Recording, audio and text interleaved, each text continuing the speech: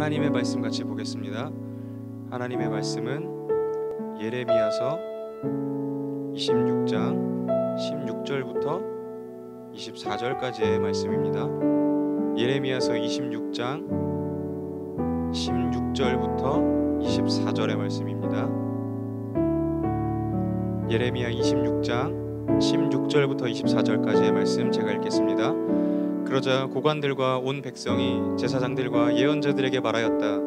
이 사람에게는 사형 선고를 받아야 할 만한 죄가 없습니다. 그는 주 우리 하나님의 이름으로 우리에게 말씀을 전하였기 때문입니다. 이때 지방의 장로들 가운데서 몇 사람이 일어나서 거기에 모인 백성의 온 회중에게 이렇게 말하였다. 유다 왕 히스기야 시대에 모레셋 사람 미가가 유다 온 백성에게 이와 같이 예언하였습니다. 나반군의 주가 말한다. 시온이 밭갈듯 뒤엎어질 것이며 예루살렘이 폐허더미가 되고 성전이 서 있는 이 산은 수풀만이 무성한 언덕이 되고 말 것이다. 그때 유다 왕 히스기야와 온 유다 백성이 그를 죽였습니까? 그들이 오히려 주님을 두려워하고 주님의 은혜를 간구하니 주님께서도 그들에게 내리겠다고 말씀하신 재앙을 거두시지 않았습니까? 그런데 지금 우리는 그 큰 재앙을 우리 자신들에게 불러드리려 하고 있습니다. 그 당시에 주님의 이름으로 예언한 사람이 또 한 명 있었는데 그가 바로 기럇 여아림 사람 스마야의 아들 우리아였다. 그도 예레미야와 같은 말씀으로 이 도성과 이 나라에 재앙이 내릴 것을 예언하였다. 그런데 여호야김 왕이 자기의 모든 용사와 모든 고관과 함께 그의 말을 들은 뒤에 그를 직접 죽이려고 찾았다. 우리아가 이 소식을 듣고 두려워하여 이집트로 도망하였다. 그러자 여호야김 왕이 악볼의 아들 엘나단에게 몇 사람의 수행원을 딸려서 이집트로 보냈다. 그들이 이집트에서 우리아를 붙잡아 여호야김 왕에게 데려오자 왕은 그를 칼로 죽이고 그 시체를 평민의 공동묘지에 던졌다. 그러나 예레미야는 사발의 아들 아히감이 보호하여 주었으므로 그를 죽이려는 백성의 손에서 벗어날 수 있었다. 오늘 여러분과 함께 나눌 말씀은 하나님의 말씀 앞에서 돌이키는 사람이 구원을 얻는다는 그런 말씀입니다. 제목은 아버지의 품으로. 어디서 많이 들어봤죠, 여러분? 보혈을 지나 찬양 아시죠? 보혈을 지나, 그 다음에 가사가 뭐죠?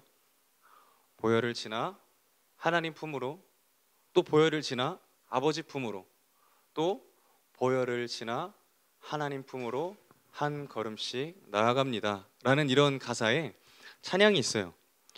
근데 여러분, 여기에서 제가 가사를 빼고 한번 불러볼게요. 보혈을 지나 계속 지나 터널을 지나 계속 지나 하나님의 품으로가 없는 거예요. 아버지의 품으로가 사라진 거예요. 또 다시 하나님의 품으로가 사라지고 계속 보혈을 지나는 거예요. 보혈을 지나 계속 보혈만 지나는 거예요. 여러분, 보혈을 당연히 지나야 되죠. 여러분, 보혈을 지나 계속해서 걸어가야 되죠. 우리가 그 십자가의 길을 걸어가 결국에 하나님 품으로 안겨야 되고 아버지 품으로 가야 되는 거예요. 근데 제가 곰곰이 생각을 해보니까 우리의 신앙이 왜 구원에 이르는 이 힘이 없을까? 왜 우리의 힘이 계속 걸어가기만 하고 그 목적지에 다다를 수 없는 것일까라는 그런 생각들을 해보다가 이게 빠졌다라는 생각을 하게 되었어요. 보혈을 지나 하나님 품으로, 보혈을 지나 아버지 품으로. 우리에게 하나님 품으로가 빠져 있어요. 우리에게 아버지의 품으로가 빠져 있는 거예요. 그러니까 우리가 보혈을 계속 지나가는 거예요. 보혈을 지나가는데 우리가 분명히 깨끗이 씻음 받고 십자가의 길을 걸어가고 보혈을 지나 분명히 이 결과가 나와야 되는데 아무것도 보이지 않는 캄캄한 어둠 속을 계속 지나가는 우리를 보게 된다는 거예요. 여러분, 신앙은 끝이 반드시 있습니다. 여러분, 믿음의 길은 끝이 반드시 있어요. 구원이라는 끝이 있고 하나님의 나라라는 끝이 있고, 또 우리가 어떤 공부를 하면도 그렇잖아요. 중학교 어떤 과정이 끝나면 고등학교의 과정이 있고, 고등학교의 과정이 끝나게 되면 대학교의 과정이 있는 거예요. 그리고 20살 이후에 대학을 가지 않은 친구들은 바로 사회에 뛰어들어서 일하게 되는 거죠. 그렇게 우리는 어떤 목적을 따라서 삶을 살아가요. 목적 없이 사는 그 삶은 바다 위에 떠 있는 그냥 부표처럼 망망대해를 떠다니는 것뿐이에요. 우리는 하나님의 말씀에 분명히 닻을 내리고 그 목표를 분명히 해야 되는데 우리에게 목표가 너무나 없는 거예요. 우리는 구원을 얻기까지 이렇게 돌이키지 않아요. 우리가 계속 아버지 품으로 걸어가야지. 우리 십자가의 길로 걸어가야지. 우리 이제 하나님 품으로 걸어가야지. 보혈을 우리가 하나님께서 우리에게 덮어주심으로 우리가 깨끗이 입음을 받았는데 그걸로 그 신앙이 끝난다는 얘기예요. 우리의 삶이 더 이상 진전이 없다는 얘기예요. 내가 어떠한 골인 지점을 이렇게 두면 거기까지 이제 걸어 나가야 되는 거예요. 메시가 아무리 수비수를 다 제치고 이렇게 막 뛰어가서 볼을 차는 거예요. 근데 결국에 그 골대 앞에서 골을 엉뚱한 데 차면 골이 들어가지 않잖아요. 호날두 선수가 끝까지 막 수비수를 제치고 막 달려가서 슛을 했는데 그 골이 골대에 들어가지 않는 거예요. 그러면 그 골은 점수에 들어가지 않는 거예요. 여러분, 우리 신앙도 마찬가지예요. 우리 신앙도 아무리 우리가 고군분투하고 우리가 예배드리고 매일매일 눈물 흘리고 기도하고 예배하고 큐티하고 무릎 꿇고 엎드려서 하나님의 마음을 구하고 하나님 이 시대를 향한, 이 나라를 향한, 이 백성을 향한 뭐 이런 거창한 뜻이 아니더라도 하나님, 나 이 공부 하나님의 뜻대로 하게 해주십시오. 하나님, 이 우리의 가족 관계 하나님께서 세우시는 그 가족의 관계로 세워주십시오. 회복해 주십시오. 내게 사랑의 마음을 주십시오. 라는 그런 개인의 제목서부터 아무리 기도를 많이 한다고 해도 결국에 우리가 아버지 품으로, 하나님 품으로 가지 않으면 말짱 도루묵이라는 얘기예요. 우리의 돌이킴에는 뭔가 빠져 있어요. 우리 막 회개하죠. 눈물로 회개하고, 하나님 용서해 주세요. 하나님, 내가 친구를 욕했습니다. 하나님, 내가 부모님께 정말 못된 말을 했습니다. 주님, 내가 시험이 너무 어려워서 좀 컨닝을 좀 했어요. 하나님, 저 친구가 너무 미워서 내가 뒤에서 저 친구를 욕을 하고 다녔어요. 라고 이렇게 하나님 앞에서 눈물을 흘리면서 회개하는 척은 하는데 결국 우리의 삶은 되돌아보면 또 그 친구를 욕하고 있는 거예요. 또 부모님께 또 마음에 상처를 주고 있는 거예요. 또 우리가 이런 어떠한 공부를 하면서 또 컨닝을 하게 되고 또 열심히 하지 않은 그런 모습들을 계속해서 살아내는 것들을 우리가 막 볼 수 있는 거예요. 우리는 그런 삶의 반복을 너무나 많이 이루고 있어요. 그것이 왜 문제냐면, 그것이 왜 우리에게 계속해서 끊이지 않는 문제가 되는 거냐면 우리에게 목표가 없기 때문이에요. 아버지 품으로, 하나님 품으로 나아가지 않는 우리의 절반의 어떤 신앙 때문에 우리는 그 굴레에서 벗어날 수 없는 것입니다. 우리 삶에 하나님이 기뻐하시는 진정한 돌이킴이 없는 거예요. 그 돌이킴은 뭐예요? 우리가 죄에서 여기 죄를 보고 막 걸어가다가 그냥 돌아서는 게 하나님 기뻐하시는 그 돌이킴이 아니라는 거예요. 여기서 내가 정말 눈물을 쏙 빼고 이제 하나님께로 걸어가야겠다 하고 하나님을 저쪽에 두고 내가 걸어가는 것, 그런데 중간까지 걸어갔어요. 하나님은 저기 계시고 나는 그것까지 걸어가야 되는데 그냥 중간에서 걸음을 멈추고 마는 거예요. 우리는 이런 신앙생활을 하고 있기 때문에 되돌이표 신앙생활을 하게 되는 것이죠. 여러분, 제가 이렇게 말한다고 한번 생각을 해봐요. 여러분, 밥은 무슨 여러분 밥 여러분 뭐 했어요? 이렇게 끝을 막 흐리면서 말을 해도 여러분 못 알아듣죠. 근데 우리가 계속 그런 회개를 하고 있는 거예요. 시작은 너무나 분명해요. 하나님 밥 드셨어요? 이렇게 물어보는 거를 하나님 밥 하는 거예요. 분명히 밥까지는 얘기했어요. 하나님, 나 회개해서 이제 하나님께 합니다. 그 목표가 없는 거예요. 그래서 계속 걸어가면서 그 걸어가기만 하고 우리의 삶은 끝까지 도달할 수가 없는 것이죠.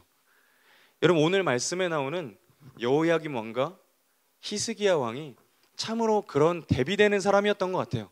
히스기야 왕은 하나님의 말씀을 들었을 때 나 이제 회개하고 하나님께 가야겠다, 나 이제 하나님께 돌이켜야겠다 라고 하고 바로 그 마음을 정돈하고 주님께 나아가죠. 근데 여호야김 왕은 어때요?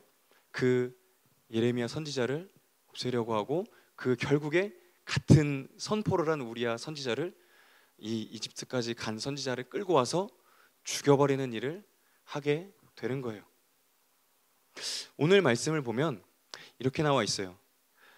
미가가 이 히스기야 왕에게 이렇게 얘기를 하는 거예요. 나 만군의 주가 말한다. 시온이 밭갈듯 뒤엎어질 것이며 예루살렘이 폐허더미가 되고 성전이 서 있는 이 산은 숲을만이 무성한 언덕이 되고 말 것이다. 이 얘기를 들었을 때 내가 하는 뭐 이런 거예요. 하나님이 어떤 선지자를 나한테 보내주셔서 너가 하고 있는 그 청소년부 다 망하게 될 거야. 너가 하고 있는 모든 사역 다 망하게 될 거야. 너의 그 모든 믿음의 그런 뿌리와 그런 쌓아 올린 모든 것들이 폭삭 망해서 너는 아무것도 남지 않게 될 거야. 이 말을 들은 거예요, 히스기야가. 근데 히스기야가 바로 어떻게 합니까? 그들을 바로 하나님의 은혜를 두려워하고 주님의 은혜를 간구하고 주님을 두려워하면서 주님, 내가 하나님 당신 앞에 회개합니다 하고 이 벽을 보고 주님께 회개하죠. 그런 모습을 하고서 하나님께 돌이키는 회개가 아니라 나 이제 결단하고 하나님께 나아가겠습니다 하는 그런 결단뿐인 돌이킴이 아니라 실제로 돌이키고 걸어 나가서 하나님께로 도달하는 돌이킴을 이 히스기야가 한 거예요. 끝까지 하나님을 놓지 않고 그 걸음을 끝까지 완주했다는 거예요. 근데 오늘 나온 여호야김 왕은 어땠을까요? 바로 이렇게 했어요. 그 당시 20절부터 23절의 말씀인데 우리야가 이 주님의 이름으로 예언을 했어요. 예루살렘에 이런 일들이 있을 것이다. 예레미야의 말처럼 이 도성과 이 나라에 하나님께서 내리실 재앙이 임할 것입니다 라고 했을 때 여호야김이 모든 이 자기의 군사를 통해서 야, 쟤 잡어, 우리야 잡어, 당장 잡아와. 저런 쓸데없는 얘기하는 애들, 저 우리나라가 망할 것이라고 얘기하는 애들 당장 잡아와 라고 하고 이집트까지 그 병사들을 파견해서 잡아오죠. 그는 돌이킴조차 하지 않았어요. 내가 그런 말씀을 내가 망하게 되었습니다 라고 하는 그런 말씀을 들었을 때 내가 하나님께 돌이켜야겠다 라는 그런 말씀 없이 내가 보혈을 지나가야겠다 이런 결단도 없이 그냥 이 말씀을 묵살시켜 버렸다는 거예요. 여러분, 이 두 사람의 얘기가 얼마나 달라요. 한 사람은 하나님의 말씀을 듣고 바로 회개의 자리에 나아가고 돌이켜서 하나님 앞으로 나아가죠. 근데 한 사람은 돌이킴조차 하지 아니하고 하나님의 말씀을 한 저 사람을 잡아 죽이려고 하는 거예요. 하나님께서 우리에게 어떤 말씀을 하고 계실까요? 지금 이 순간에 우리에게 이렇게 말씀하고 계시는 거예요. 공부할 때, 공부하는 것, 사람과의 어떤 관계에서 친구들과의 만남, 가족들과의 만남, 내가 너무나 이런 관계 때문에 스트레스 받는 것, 공부 때문에 스트레스 받는 것, 그것 때문에 하나님의 일들을 소홀히 하게 되는 것, 진짜 회개하지 않는 것. 내가 그냥 이쪽에도 발을 걸쳐놓고 이쪽에도 발을 걸쳐놨는데 아무런 두려움이 없는 거예요. 하나님이 너에게 이렇게 말씀하시는 거예요. 너 세상에도 발을 들였어. 너 나에게도 발을 들였지만 세상에도 발을 들였어. 근데 그렇게 하면 결국에 너는 망할 거야. 너의 삶은, 너의 신앙은 무너질 거야 라고 우리에게 말씀하시는데도 우리는 히스기야처럼 반응하지 아니하고 그냥 대충 눈물로 때우는 거예요. 감정적으로. 회개는 이렇게 하는 것이라고 배웠으니까. 그냥 그 말을 들었을 때는 너무나 찔림이 있으니까 막 우는 거예요. 그래도 우리는 여호야김 왕보다는 좀 낫죠. 그래도 막 그 자리에 막 눈물을 흘리고 막 울어요. 주님, 내가 잘못했어요. 주님, 이제는 내가 그렇게 안 할게요. 하나님, 나 좀 살려주세요 라고 하고 그 회개의 자리를 벗어났을 때, 우리의 그 예배의 자리를 벗어났을 때, 기도의 자리를 벗어났을 때는 우리 전혀 다른 사람이 되어 있는 거예요. 이 여호야김 왕같이 하나님의 말씀을 묵살시키는 그런 삶을 우리가 살아가고 있다는 얘기예요. 참 우리의 삶은 너무나 달라요. 이런 우리 예배의 자리에서는, 우리 이 예배당 안에서는, 하나님의 전 안에서는 히스기야 왕같이 나 이제 하나님께 돌아갈 것처럼, 나 이제 하나님께로 완전히 엎드려서 주님 저기 계시는데 나 거기에 걸어갈 거야. 보혈을 지나서 하나님 품으로 갈 거야. 보혈을 지나서 아버지 품으로 갈 거야 라고 고백하고 눈물 흘리고 애통해하고 막 소리를 지름에도 불구하고 저 문 밖을 나가서는, 여러분, 그 기도의 골방의 자리를 벗어나서는 우리는 여호야김 왕처럼 하나님의 말씀이 무슨 소용이 있어. 내가 공부하는데 회개가 무슨 소용이 있어. 내가 이 친구들과 관계하는데 이 돌이킴이 도대체 무슨 소용이 있어. 이 가족과의 관계가 더 이상 나아지지 않는데 도대체 이게 나한테 무슨 소용이 있어. 태평양 이 서쪽과 동쪽처럼 너무나 먼 그런 신앙생활을 여러분의 삶에서 하고 있는 거예요. 저도 마찬가지고 함께 예배하는 우리 선생님들도 마찬가지고 우리가 그런 신앙을 할 때가 어찌나 더 많은지, 그럼에도 불구하고 우리는 그것을 알아채지 못하고 그냥 내가 회개했으니까 됐지, 반성했으니까 됐지, 내가 결단했으니까 됐지, 내가 이 세상의 죄를 끊는다고 말했으니까 됐지, 나 이제 돌아가서 하나님께로 내가 시선을 바라보고 내가 갈 거니까 됐지, 이 정도 했으면 됐지, 하나님께 뭐 하루에 한 걸음만 걸어가도 되는 거 아니야? 하루에 뭐 2걸음만 걸어가도 되는 거 아니야? 어느 날은 못 걸어갈 수도 있지, 그냥 그 방향만 보고 걸어가면 되는 거 아니야? 라고 그냥 많은 그런 신앙생활들. 그런데 여러분, 하나님께로 끝까지 완주하지 않으면 그것은 완전한 돌이킴이 아닙니다. 우리는 결국 여호야김 왕처럼 하나님께 버림받고 하나님의 어떤 재앙을 우리의 온 몸으로, 온 삶으로 받을 수밖에 없는 삶을 살아가게 된다는 거예요. 제가 히스기야의 이 말씀을 묵상하고 기도하는데 너무 답답했어요. 너무 답답한 거예요. 마음이 저기 비전을 저기서 이 말씀을 준비하면서 이제 막 기도하는데 너무 답답하다. 도대체 이게 뭘까? 뭔가 밥 먹을 거 내가 깜빡한 것 같은 약간 그런 느낌이야. 내가 누구한테 돈을 빌려줬는데 못 받은 그런 느낌이야. 너무 답답해. 왜 이렇게 답답할까? 하면서 막 이렇게 기도를 하고 있는데 하나님이 이런 말씀을 주시는 것 같아요. 제가 답답했던 이유가 그런 것이라는 이런 마음이 들었어요. 아이들이 여러분들이 너무나 잘 알고 있는 내용이에요. 맨날 회개해라, 우리 십자가 길을 걸어가자, 우리가 이 죄에서 돌이켜야 된다, 회개하는 것은 죄를 버리는 것이다, 시계 던져가면서 막 난리를 치면서 내가 얘기한 얼마나 많이 얘기했어요. 여러분도 너무나 잘 알고 있는 그런 내용일 거 아니에요. 몇 번이나 설교로 전한 말씀인데 내가 굳이 이번 주에도 이 말씀을 전해야 할까, 이런 생각이 좀 들었던 것 같아요. 내가 하나님의 뜻을 잘못 이해한 것은 아닐까?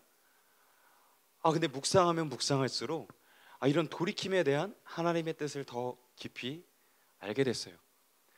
제가 이제 저 끝에서 이제 찬양을 들으면서 이제 앉아 있는데 갑자기 여호와께 돌아가서 이 찬양이 막 나오는 거예요. 그러면서 하나님이 제 마음 가운데 드라마를 이렇게 막 펼쳐주시는 것 같아요. 이게 어떤 드라마였냐면 누가복음에 나오는 그 드라마였는데 돌아온 탕자의 이야기였어요. 여러분에게도 한번 나눴던 것 같은데 하나님이 도대체 회개가 뭘까? 회개 우리 너무 잘 알잖아요. 죄에서 돌이키는 것이다. 회개는 어떠한 죄의 열매들을 버리는 게 아니라 그 죄의 뿌리를 뽑아버리는 것이다. 너무 잘 알잖아요. 근데 이거 말고 하나님께서 오늘 탕자를 통해서 저에게 말씀해 주시는 거는 이런 거였어요. 이제 둘째 아들이 아버지에게 가는 거예요. 아빠 이제 조금 있으면 내가 돌아가실 거 아는데 나에게 어떠한 유산을 배분해 주셨으면 좋겠어요. 아빠 내가 받을 몫을 내게 허락해 주세요. 내가 그 돈을 가지고 조금 해볼 게 있어요. 막 아빠한테 나가는 거예요. 얼마나 불효자식이에요. 그 아버지가 이렇게 생각했을 거예요. 이 못난 놈이 내가 죽기도 전에 나의 유산을 탐내는구나. 내가 아들을 이렇게 키우지 않았는데 야 당장 이 돈 받고 저기 나가라. 내가 다시는 너를 보고 싶지 않다. 이렇게 말씀하셨을 거 아니에요. 여러분 한번 해보세요. 여러분 부모님 앞에 가서 아빠 내가 받을 유산을 미리 나에게 주십시오. 무슨 소리 하는 거냐고 당장 회초리 가지고 맞을 거 아니에요. 넌 내 자식 아니야. 내가 그렇게 키우지 않았어. 당장 나가. 무슨 소리 하는 거야. 내가 죽길 바라는 거냐. 이렇게 하면서 아버지가 단단히 화내실 거 아니에요. 근데 이 누가복음의 이야기에서는 둘째 아들이 결국 이에 받아냈어요. 둘째들은 제가 첫째인데 제가 동생을 보면 이런 좀 뭔가 끈질기게 뭔가를 받아내는 것들이 강한 것 같아요. 둘째 여러분들을 비난하는 게 아니라 그런 어떤 근성이 있는 것 같아요. 독한 마음들이 있는 것 같아요. 그래서 결국 그 유산을 받아낸 거예요. 그래서 이제 막 흥청망청 쓰는 거예요. 내가 오늘 머리를 늘 한 10,000원 이런 데서 미용실에서 막 잘랐는데 막 10만 원, 막 30만 원 이런 데서 막 염색해보고 막 친구들 만나고 막 난리를 치는 거예요. 제임스 왔어? 봉추 왔어? 엘사? 여자친구? 안나? 왔어? 하고 딱 친구들 막 거느리면서 야 오늘은 내가 쏜다 하면서 막 하는 거예요. PC방 갔는데 친구들 10명 같이 갔는데 여러분들이 PC방 비를 내주는 거예요. 막 그런 방탕한 생활을 막 하는데 어느 날 돈이 떨어진 거예요, 이 둘째 아들이. 근데 나 돈이 떨어지니까 뭔가 사람들이 나를 보는 시선이 너무나 무서워지는 거예요. 제임스 부르는데 제임스 뭐해? 답장이 없는 거예요. 읽고 씹으면 괜찮은데 읽지도 않고 이걸 씹는 것도 아니고 안 읽씹을 하는 거예요. 너무 당황스럽잖아요. 전화를 했는데 그 전화를 돌리는 그런 상황들이 계속 발생하는 거예요. 봉추는 괜찮겠지. 봉추, 매튜. 막 친구들에게 찾아가는데 이 친구들이 내가 돈이 있을 때 같이 놀아주던 친구들인데 점점 나를 떠나는 거예요. 왜 그럴까? 돈 때문에 그런가? 그래도 내가 마음을 준 엘사는 괜찮겠지. 안나는 괜찮겠지. 나의 여자친구였으니까. 엘사, 나 좀 도와줘. 내가 어려운데 나 좀 도와줘. 안나, 나 좀 도와줘. 우리 마음을 주고받은 서로 사랑하는 사이였잖아. 나 좀 도와줘. 근데 스벤이라는 거대한 이 동물을 키우는 이 어떤 남자가 안나를 채가는 거예요. 엘사를 채가는 거예요. 결국 이 아들이, 둘째 아들이 사람관계에 이제 실증을 느끼고, 근데 배는 고프니까 내가 돼지 열매라도 먹어야겠다, 내가 이거라도 먹어야겠다 하고 나 지금 일꾼으로 써주십시오 하고 갔는데 이것도 먹기가 너무 쉽지 않은 거예요. 막 돼지를 치고 막 하는데 이 열매라도 내가 배부르고 내가 먹고 싶다, 내가 배부르게 먹고 싶다 하면서 이제 막 생각을 하는 거예요. 이제 돼지들을 이렇게 막 치고 있는데 근데 갑자기 이제 무릎을 꿇고 막 생각을 해보니까 이런 생각이 막 드는 거예요. 우리 아버지 집엔 그래도 내가 먹을 게 있었는데 그 집에 가면 그 종들은 굶지는 않았는데 내가 아버지에게 좀 가봐야겠다. 내가 아버지에게 이제 좀 가봐야겠다. 나를 이제 아들로 말고 품꾼의 하나로 써주십시오 라고 내가 고백하고 그렇게 아버지께 나아가야겠다 라고 이제 결심을 한 거예요. 결심을 하고 이제 일어나서 먼 걸음을 가는 거예요. 근데 여러분 죄 지어봐서 알잖아요. 부모님께 잘못해봐서 알잖아요. 부모님께 너무나 잘못한 게 기억이 나는 거예요. 내가 잘한 것들은 하나도 기억 안 나고 아빠 나를 어떻게 생각하실까? 나를 저기서 보자마자 나를 쫓아내지 않으실까? 몽둥이 들고 나를 기다리지 않으실까? 나에게 저 멀리서 내가 보이면 욕을 하지 않으실까? 삿대질하지 않으실까? 돌을 던지지 않으실까? 막 쭈뼛쭈뼛 되는 거예요. 막 이렇게 어떡하지? 다시 돌아갈까? 아니야, 다시 아버지께로 가야 돼. 아니야, 나 다시 돌아갈까? 아니야, 나 아버지께로 돌아가고 싶어. 내가 그 종의 하나라도 내가 쓰임받을 수 있으면 내가 그곳으로 가야겠어. 터벅터벅 걸어가는 거예요.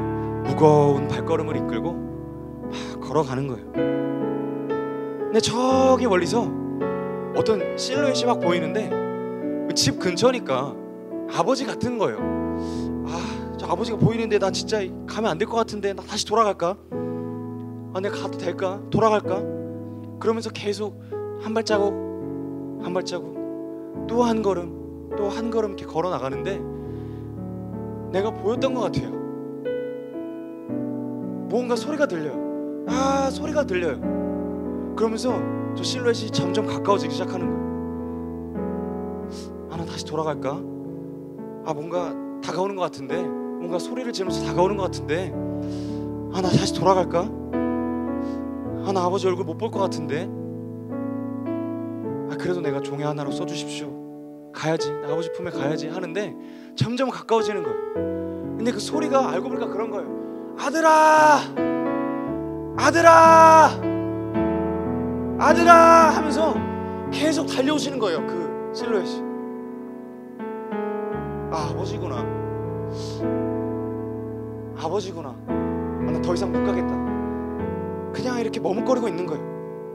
그냥 쭈뼛쭈뼛 대고 있는 거예요. 이제 시나리오를 싹 짰잖아요. 이제 아버지, 내가 더 이상 아버지의 아들로 칭함받기가 부끄럽습니다. 아빠, 나 이제 아빠 아들 안 하고 아빠 나 종으로라도 좀 써주십시오라고 고백해 하시라고 계속 이제 마음에 되뇌고 있는 거예요.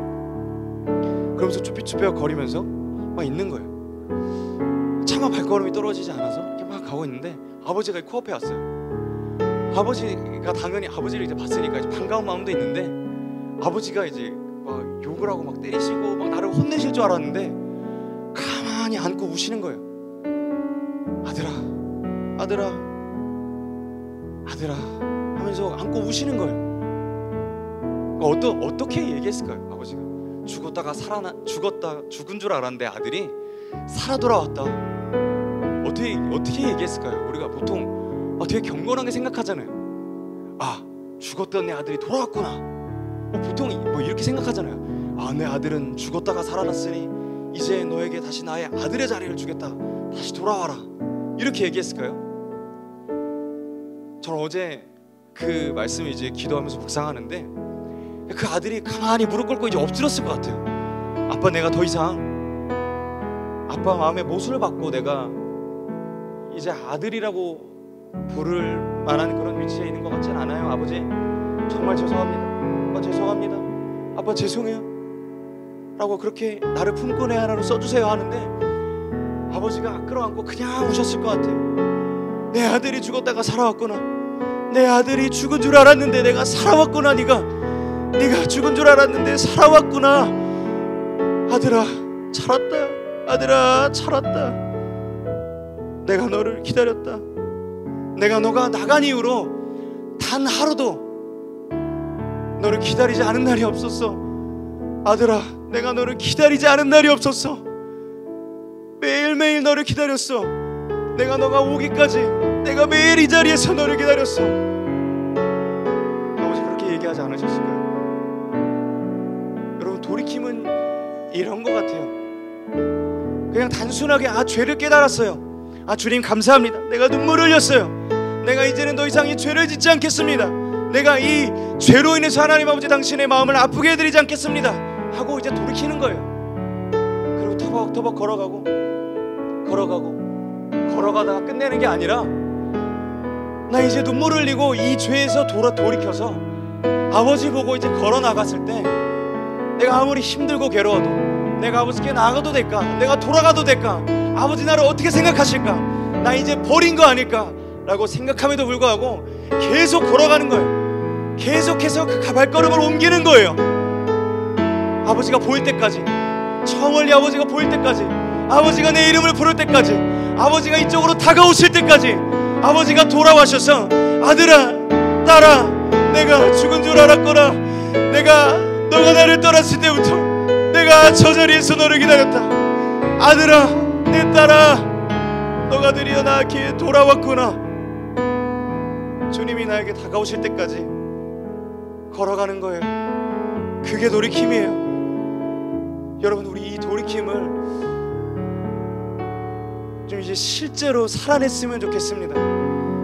여러분, 더 이상 말만 하는 거, 감정적으로 회개하는 거, 결단만 하는 거, 말로 하는 거, 우리의 삶을 돌아봤을 때 여전히 우리가 같은 죄를 짓고 아버지에게 한 걸음조차 나아가지 못하는 우리의 삶의 이 모습들, 우리 이것들을 좀 버렸으면 좋겠어요. 우리 좀 제대로 돌아갔으면 좋겠어요. 여러분이 떠나온 그날부터 아버지는 기다리고 계세요. 여러분이 발걸음을 옮기는 그것도 아버지는 기다리고 계시고, 여러분이 걸어오는 것도 기다리시지만 아버지 앞으로까지 나오는 것을 기다리고 계세요. 돌이킴은 이런 것입니다. 히스기야는 이 돌이킴을 한 것이에요.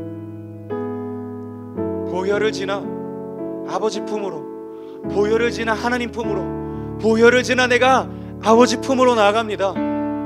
그것은 바로 이런 의미인 거예요. 여러분, 우리가 이 나눈 말씀을 가지고 아버지의 마음을 생각하시면서 내가 아버지에게